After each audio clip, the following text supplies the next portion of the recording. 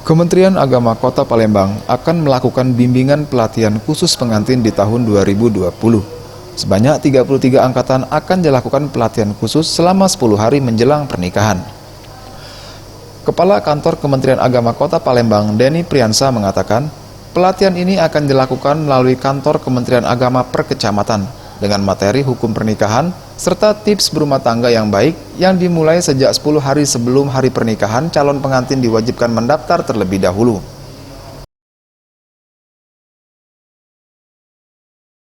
Dan materi yang dilaksanakan itu adalah materi tentang hukum-hukum munakahat atau hukum nikah, kemudian tentang bagaimana cara melestarikan rumah tangga yang bahagia, tentang pedoman kegiatan ekonomi rumah tangga, kemudian tentang kesehatan di dalam rumah tangga.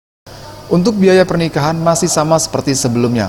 Pasangan pengantin wajib menyetorkan uang sebesar Rp600.000 sebagai biaya penghulu.